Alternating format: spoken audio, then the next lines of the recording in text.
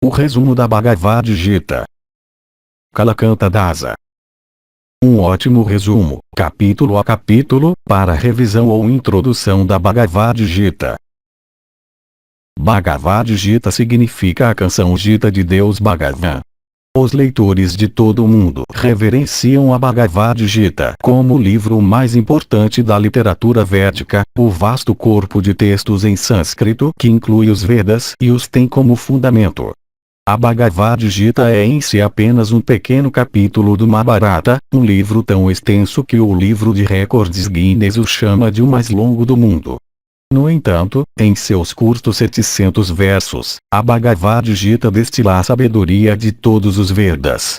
Para entender o contexto da Bhagavad Gita, considere esses incidentes anteriores do Mahabharata. Dhritarashtra e Pandu eram irmãos, príncipes herdeiros do trono. Dhritarashtra nasceu cego, e, portanto, o reino foi para o jovem Pandu.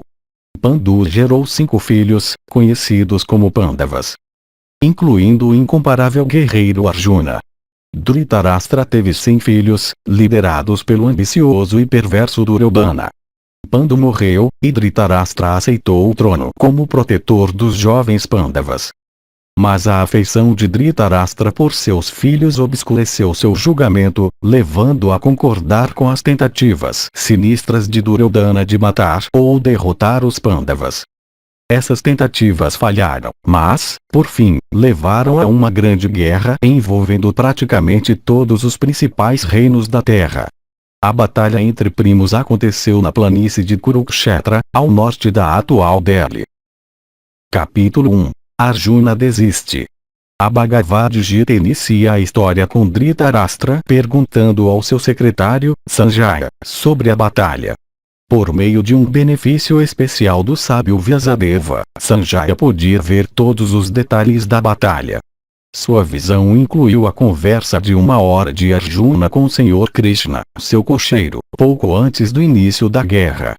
Como o Senhor Krishna, ele mesmo um poderoso rei, assumiu os deveres servis de um cocheiro.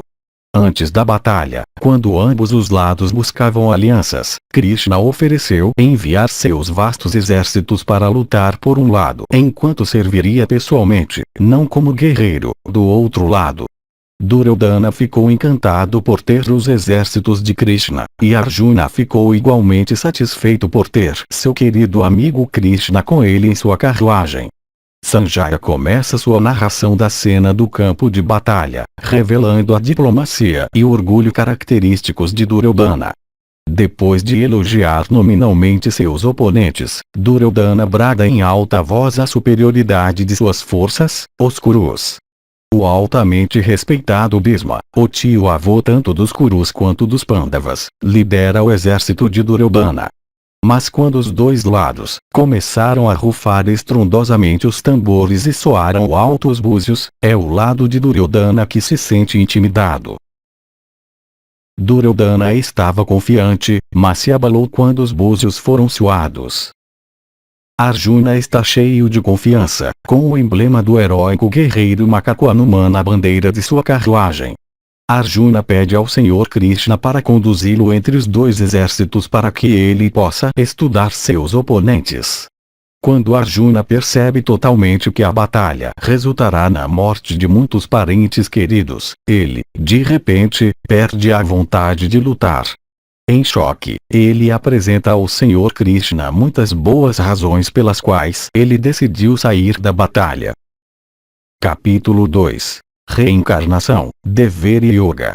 Nunca houve um tempo em que eu não existisse, nem você, nem todos esses reis. E no futuro nenhum de nós deixará de existir. Bhagavad Gita 2:12.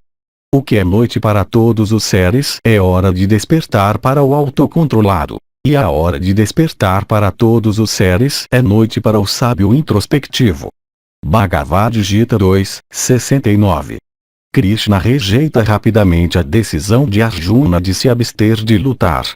Arjuna admite que está confuso e pede instruções. Nos versos restantes deste capítulo, alguns dos mais conhecidos na Bhagavad Gita, o Senhor Krishna apresenta 3 razões para Arjuna mudar de ideia. 1. A alma eterna, distinta do corpo temporário, reencarna por várias vidas. Versos de 11 a 30. 2. Como guerreiro, Arjuna tem o dever de lutar. Versos de 31 a 38. 3. As razões de Arjuna para não lutar, embora tenham alguma base nas escrituras védicas, perdem o propósito mais elevado dos Vedas, especificamente, de transcender as circunstâncias materiais através do yoga. Versos de 39 a 53. Depois que Arjuna pede esclarecimentos no verso 254, o Senhor Krishna conclui o capítulo como uma explicação mais esclarecedora acerca do yoga e da transcendência. O conceito de yoga, introduzido neste capítulo, reaparece em todo o resto da Bhagavad Gita. O yoga é muito mais do que os exercícios de Hatha Yoga familiares no Ocidente. Yoga, cuja raiz da palavra é yuj, significa ligar-se a Deus. Neste capítulo, o Senhor Krishna apresenta o básico do yoga: controle da mente, controle dos sentidos e busca da felicidade mais alta do que a que pode ser encontrada através da mente e dos sentidos. Nos capítulos posteriores, Krishna detalha vários caminhos de yoga. Também somos apresentados neste capítulo, verso 2 e 45, aos 3 modos da natureza. Essas divisões ou qualidades da matéria, bondade, paixão e ignorância, constituem um dos ensinamentos mais intensos do Senhor Krishna. Como um pintor mistura azul, vermelho e amarelo para criar um espectro infinito de cores, a natureza combina bondade, paixão e ignorância para influenciar e criar qualidades distintas em todos e em tudo. Capítulos posteriores descreverão os efeitos dos modos nos aspectos da vida, incluindo comida, trabalho, educação e adoração. Através do yoga, eliminam-se as influências dos modos. Nos capítulos 1 e 2, encontramos referências ao céu, que se refere não ao reino espiritual de Deus, mas a planetas materiais superiores, ocupados por devas poderosos, ou semideuses. Como os devas desfrutam de vida longa e vastos prazeres, os Vedas oferecem a pessoas interessadas vários meios para se alcançar seus mundos celestiais. Aqui no capítulo 2, pela primeira vez em muitas vezes na Bhagavad Gita, o Senhor Krishna repudia cultos politeísta e os chama de inferiores e mundanos. Capítulo 3. Karma Yoga. O Yoga da ação. Deve-se realizar o trabalho como um sacrifício a Vishnu. Caso contrário, o trabalho produz cativeiro neste mundo material. Portanto, ó filho de Kunti, execute seus deveres prescritos para a satisfação dele, e desta forma você sempre permanecerá livre do cativeiro. Bhagavad Gita 3, 9. Confusa, a alma espiritual, que está sob a influência do falso ego, julga-se a autora das atividades que, de fato, são executadas pelos 3 modos da natureza material. Bhagavad Gita 13 e 27. Karma refere-se à ação e reação moral. De acordo com a lei do karma, quaisquer que sejam as ações que se execute, trazem reações.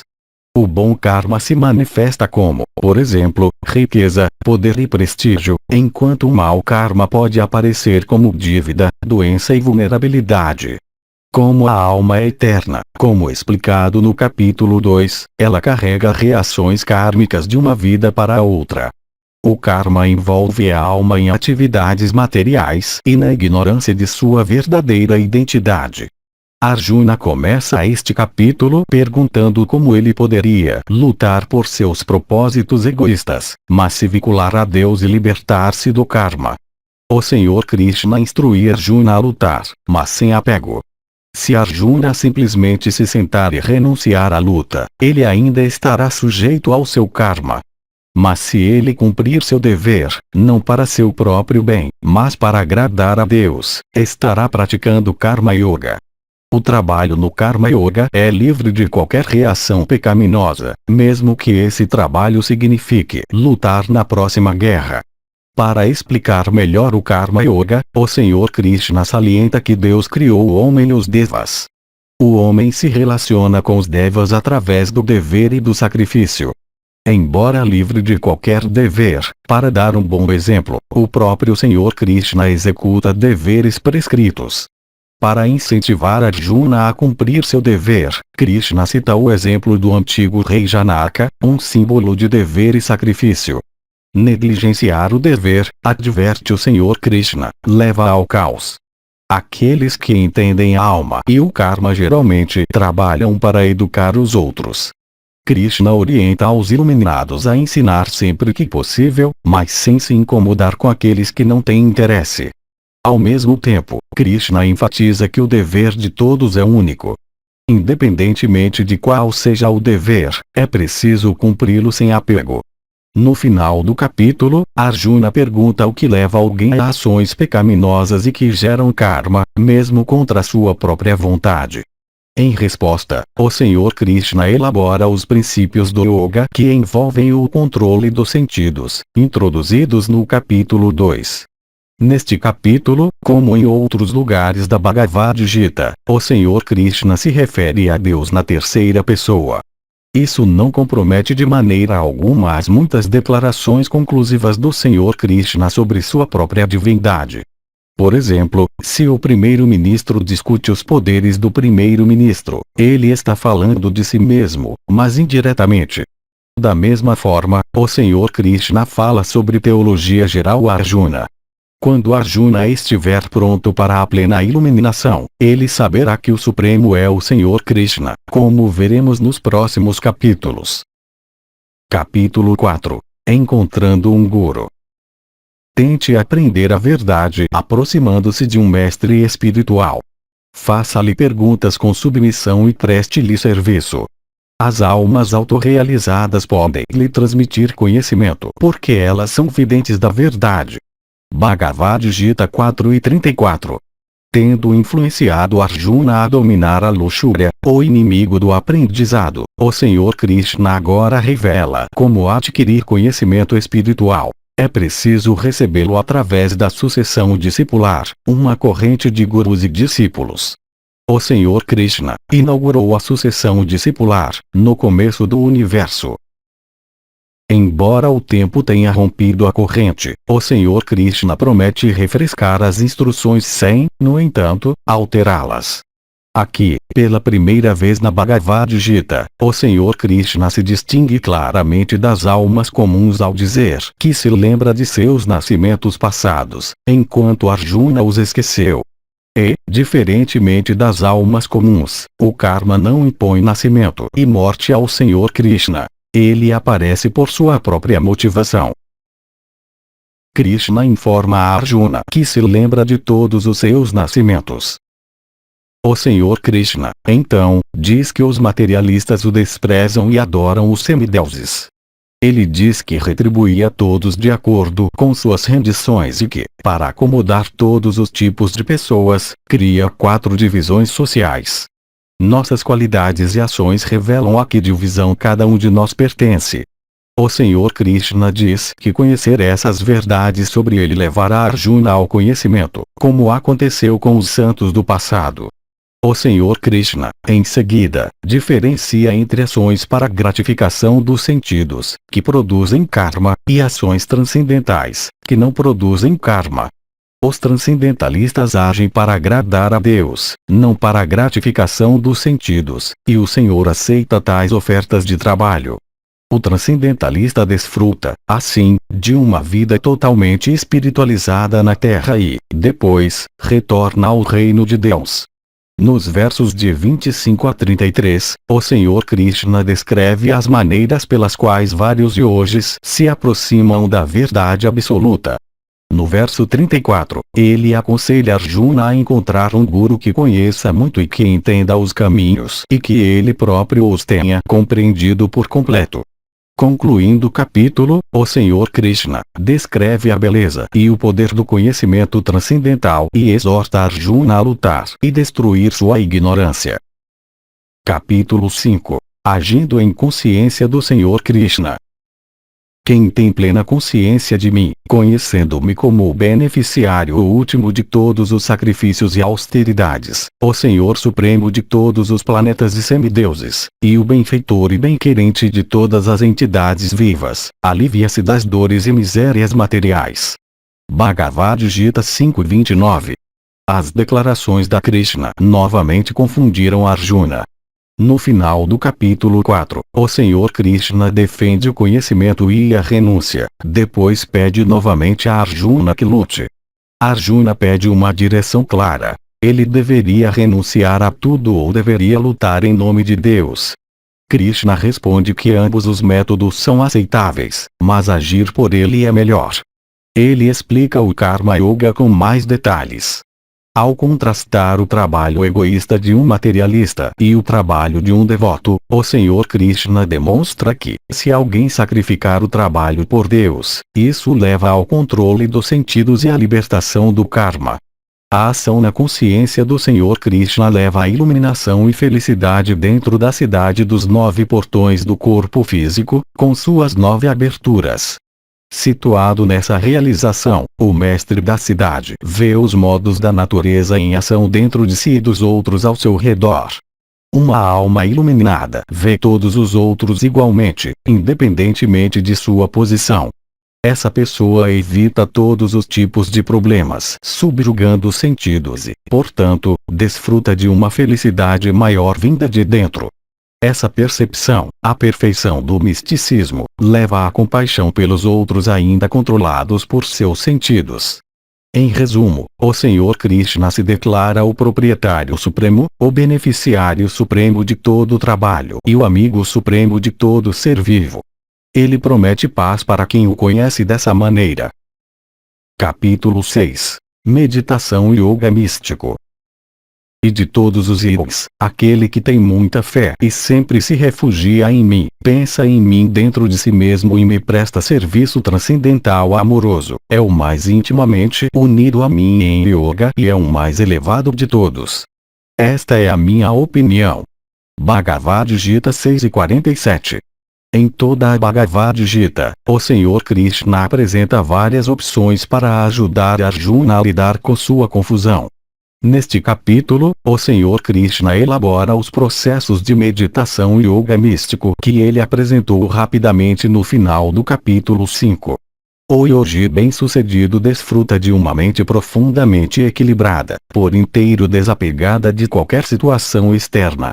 Para alcançar esse objetivo, o yogi místico deve viver na floresta, ser celibatário, reduzir ao mínimo o sono e o consumo de alimentos e meditar constantemente. Em tal meditação, o yogi traz de volta a mente, distraída à tarefa que está fazendo. Depois de ouvir essa descrição, Arjuna alega que a mente é muito difícil de controlar. Mesmo depois que o Senhor Krishna o tranquiliza, Arjuna ainda duvida de sua capacidade de ser bem-sucedido. Krishna, então, explica que um yogi já se beneficia simplesmente tentando. O Senhor Krishna conclui sua consideração sobre esse difícil sistema de yoga, declarando que aquele que o adora fielmente é, de fato, o melhor de todos os yogis. Capítulo 7. Conhecimento absoluto. Ó conquistador de riquezas, não há verdade superior a mim. Tudo repousa em mim, como pérolas no cordão. Bhagavad Gita 7:7. Tendo identificado o melhor yogi como alguém que serve e pensa nele, o Senhor Krishna agora explica como obter essa lembrança constante. Durante essa explicação, o Senhor Krishna contrasta matéria e espírito, perversidade e piedade, insensatez e sabedoria. A matéria, a energia inferior do Senhor Krishna, consiste em 8 elementos básicos: terra, água, ar, fogo, éter, mente, inteligência e falso ego. Éter se refere ao espaço. O falso ego descreve mais que orgulho. É a identificação errônea da alma espiritual com o corpo material. A matéria influencia a alma condicionada como os 3 modos da natureza: bondade, paixão e ignorância. O espírito, a energia superior do Senhor Krishna, consiste nos seres vivos, que lutam arduamente com os elementos e modos da natureza material. Tendo se apresentado como a origem da matéria e do espírito, o Senhor Krishna descreve metaforicamente como alguém o pode ver na matéria. Ele, então, explica como alguém o pode perceber diretamente por meio de submissão voluntária e amorosa. A seguir, o Senhor Krishna descreve 4 tipos de pessoas piedosas que se entregam a ele e 4 tipos de pessoas perversas que não se entregam. Entre os que se entregam, ele expressa especial apreço por aqueles que o fazem pelo discernimento. Pessoas inteligentes, fortalecidas por ações piedosas no passado, abrigam-se no Senhor Krishna e transcendem o nascimento e a morte. Por outro lado, diz Krishna, os tolos adoram devas por ganhos materiais, um costume popular entre aqueles que se dizem seguidores dos Vedas. Os tolos também acham que o Senhor Krishna veio do Brahman, uma energia impessoal e sem forma. Tais pessoas nunca conhecem o Senhor Krishna, porque, para elas, ele permanece encoberto. Capítulo 8. Alcançando o Supremo. Qualquer que seja o estado de existência de que alguém se lembre ao deixar o corpo, o filho de Kunti, esse mesmo estado ele alcançará impreterivelmente. Bhagavad Gita 8:6. Este capítulo começa com várias perguntas e respostas, que abrangem a maioria dos assuntos básicos da Bhagavad Gita. 1. O que é Brahman? O Senhor Krishna define Brahman como a alma imortal. Na filosofia do Vaishnavismo, ou devoção ao Senhor Krishna, a alma individual é espírito puro, da mesma qualidade que Krishna. Em quantidade, no entanto, o indivíduo é muito inferior a Krishna.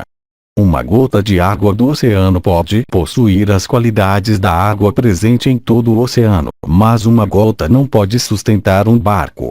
Do mesmo modo, as almas individuais são iguais e diferentes do Senhor Krishna, o Parabrahman, o Brahman Supremo. 2. O que é um mundo material? O Senhor Krishna define a criação material como a natureza física em constante mudança. Por outro lado, a natureza espiritual, o Brahman, nunca muda. 3. O que é o eu? O Senhor Krishna refere-se ao eu, ou si mesmo, como a natureza eterna da alma. Por natureza, a alma serve. Ou serve a criação física e permanece confusa, ou serve a criação espiritual e vai para lá. A individualidade que age com esse livre-arbítrio é o eu. 4. O que é karma? Karma é a interação da alma imutável com a criação física em constante mudança. A alma cria essa interação escolhendo servir a matéria, e isso resulta em vários corpos físicos que encapsulam a alma espiritual. 5. Quem são os devas? Devas, seres vivos altamente elevados, ajudam no gerenciamento da criação física. Sob a direção do Senhor Krishna, manipulam o clima, os planetas e tudo mais, incluindo a mecânica do karma. Eles são componentes da imensa forma universal do Senhor Krishna, como ele revela a Arjuna no capítulo 11. O Senhor Krishna descreve a vida de Brahma, um deva principal e o primeiro ser criado no universo. No amanhecer do grande dia de Brahma, várias almas individuais entram nos corpos materiais de acordo com seus karmas. Durante a noite, as almas retornam a uma condição imanifesta. Por fim, até Brahma morre. O Senhor Krishna, então, declara que sua morada está acima dos ciclos dolorosos de nascimento e morte, criação e devastação. 6. Quem é o Senhor do sacrifício? O Senhor ou beneficiário do sacrifício é o Senhor Krishna, que mora no coração de todo ser encarnado, como a super-alma. Super-alma, a forma de Krishna no coração de toda a entidade viva. 7. Como um devoto pode conhecer o Senhor Krishna na hora da morte? Entre todas as perguntas de Arjuna, Krishna fala mais sobre isso, o destino da alma. O estado mental que se tem na morte, diz Krishna, determina que tipo de corpo se alcançará na próxima vida. Krishna, então, diz a Arjuna como pensar nele, assim, ir até ele após a morte. Krishna continua discutindo os métodos mecânicos do yoga, que ajudam a melhorar o destino da alma. Krishna garante a Arjuna, porém, que o devoto que pensa nele não precisa se preocupar com considerações mecânicas. Em conclusão, o Senhor Krishna declara que, simplesmente sendo um bhakta, ou devoto, obtém-se os resultados de todas as boas ações. Capítulo 9. Personalidade de Deus. Não invejo ninguém, tampouco sou parcial com alguém. Sou igual para com todos. Porém, todo aquele que me presta serviço com devoção é um amigo, e está em mim, e eu também sou seu amigo. Bhagavad Gita 9:29. À medida que a Bhagavad Gita avança, o Senhor Krishna revela sua mente mais intimamente a Arjuna. Neste capítulo, após uma descrição formal de seu relacionamento com a criação material, o Senhor Krishna revela seu relacionamento amoroso com seus devotos. Mais adiante, explicando sua divindade, Krishna afirma que ele cria e permeia tudo, mas permanece um indivíduo distinto e desapegado. Como as almas limitadas permanecem ocupadas pela energia material, elas não conseguem entender Krishna, mesmo que o vejam. Como resultado, seus planos falham. Por outro lado, ao conhecerem Krishna, as almas liberadas tornam-se iluminadas. O Senhor Krishna, então, lista várias maneiras de vê-lo, como fez no capítulo 7. Ele traz novamente o tema da adoração mal direcionada. Perseguindo extrema felicidade material, alguns seguidores védicos adoram os devas. Embora, depois de muito esforço, esses adoradores possam alcançar a felicidade celestial, eles logo retornam ao nascimento e à morte comuns. O Senhor Krishna fecha o capítulo com detalhes de como uma pequenina alma individual entra em uma troca de amor com ele. Sendo uma pessoa, o Senhor Krishna desfruta de uma oferta simples e afetuosa de água, frutas ou flores. Ele se declara imparcial com todos, mas admite ter uma amizade recíproca com seu devoto, aliviando todo o karma do devoto na morte. Capítulo 10. Como ver e servir a Deus. Eu sou a fonte de todos os mundos materiais e espirituais. Tudo emana de mim. Os sábios que conhecem isto perfeitamente ocupam-se no meu serviço devocional e adoram-me de todo o coração. Bhagavad Gita 10:8. O Senhor Krishna aconselhou Arjuna a se tornar seu devoto. Agora, Krishna diz a ele como fazer isso. Os grandes comentaristas consideram os versos de 8 a 11 deste capítulo como sendo a essência da Bhagavad Gita. Nesses 4 versos muito proveitosos, o Senhor Krishna descreve como seus devotos pensam nele e desfrutam de um relacionamento com ele. Arjuna, então, pergunta como ele deve pensar no Senhor Krishna, e Krishna dedica o restante do capítulo a responder a essa pergunta. Ele diz que pode ser percebido no que existe de melhor e mais poderoso em toda a criação. Entre as estrelas, ele é a lua. Entre os peixes, o tubarão. Depois de listar muitas dessas comparações, o Senhor Krishna lembra Arjuna de que tudo o que alguém pode perceber com sentidos materiais reflete apenas a parte material inferior de sua criação. Capítulo 11. A forma terrível de Deus.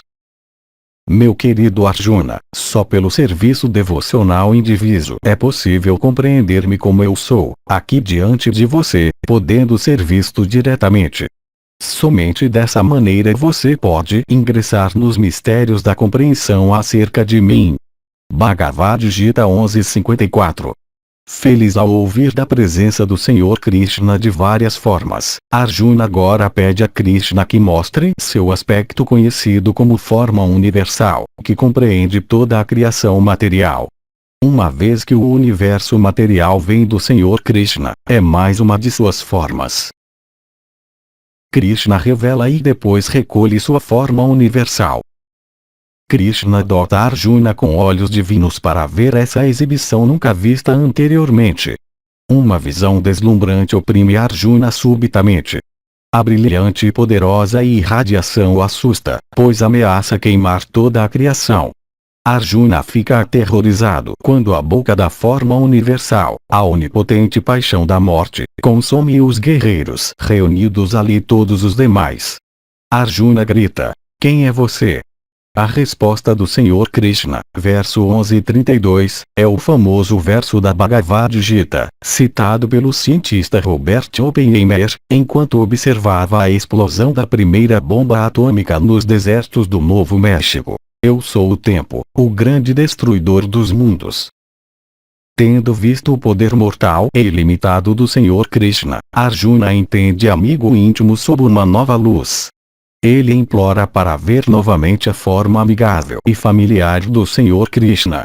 Quando Krishna reaparece em sua forma original, ele assegura a Arjuna que ele sempre pode ser conhecido dessa maneira mais agradável.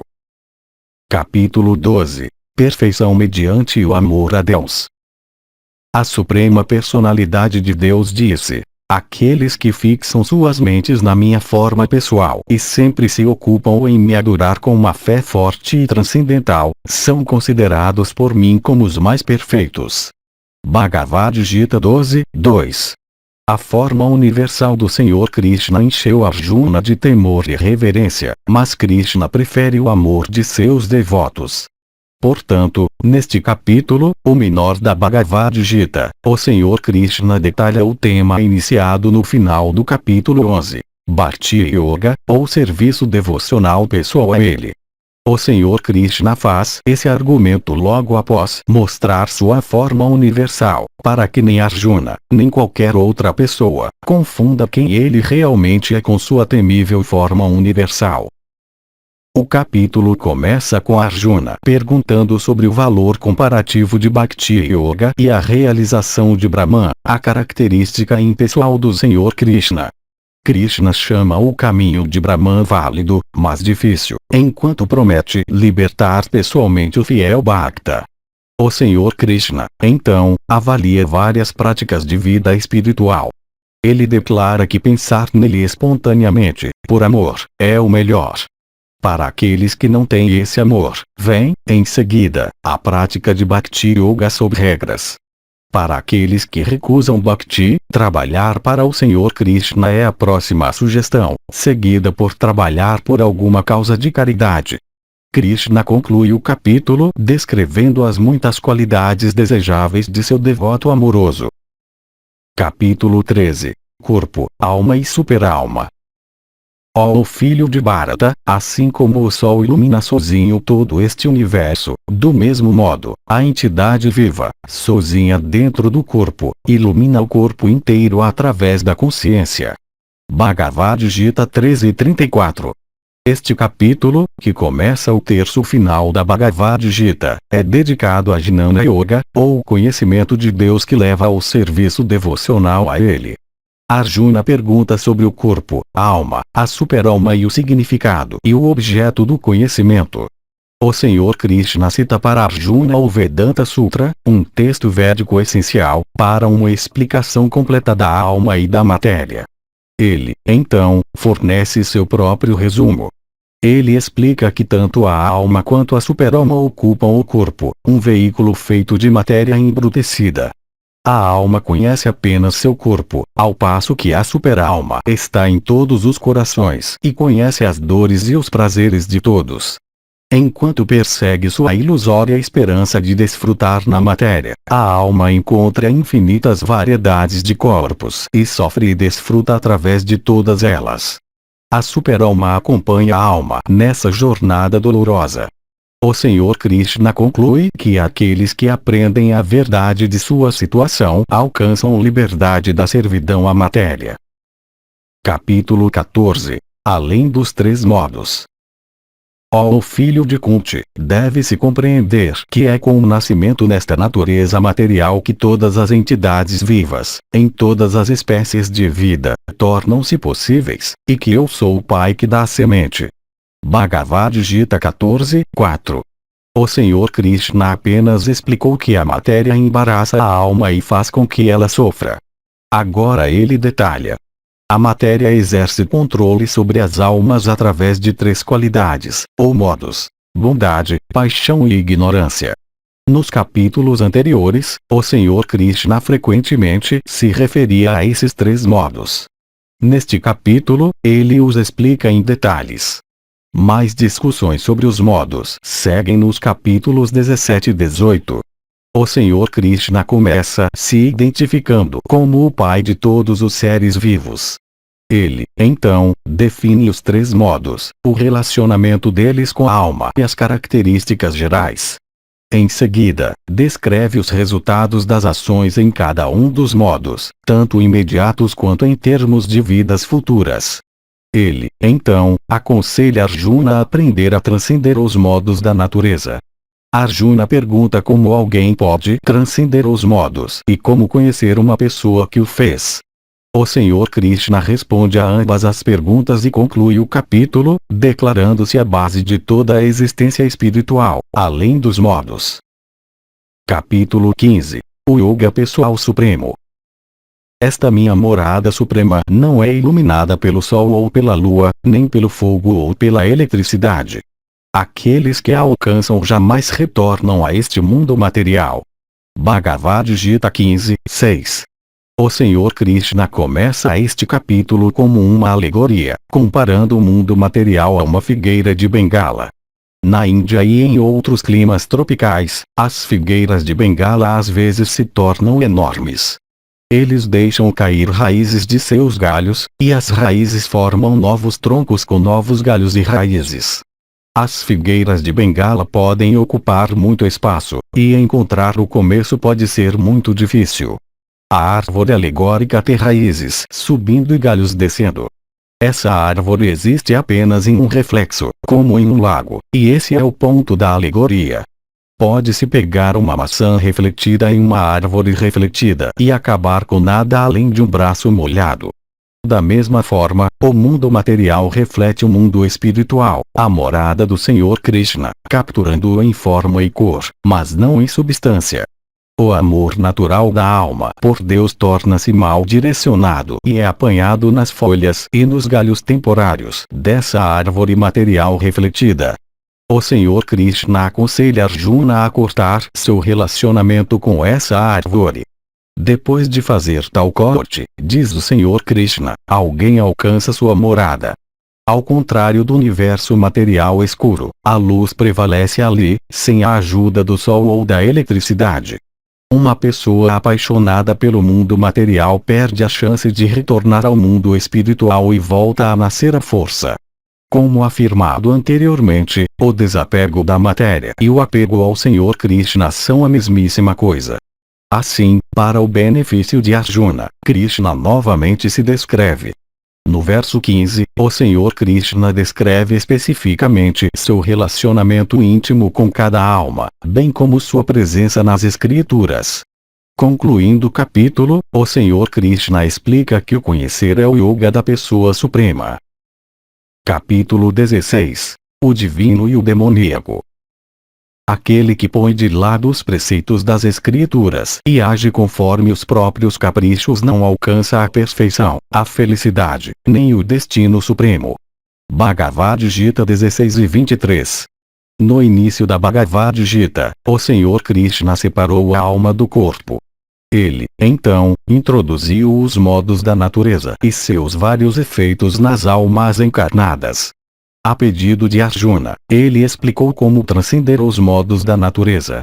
Agora, ele descreve as ações de uma pessoa sob os modos inferiores, nos galhos inferiores da figueira do capítulo 15, em contraposição às ações de alguém que transcendeu os três modos.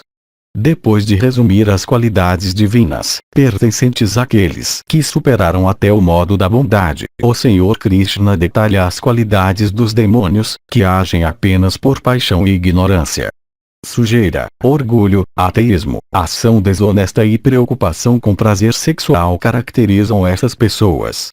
Sua perspectiva equivocada os leva a construir armas horríveis e destrutivas. Eles aspiram apenas a gratificar seus sentidos por qualquer meio, ainda assim, querem aparentar que são caridosos e piedosos. No final, eles insultam e zombam da verdadeira religião.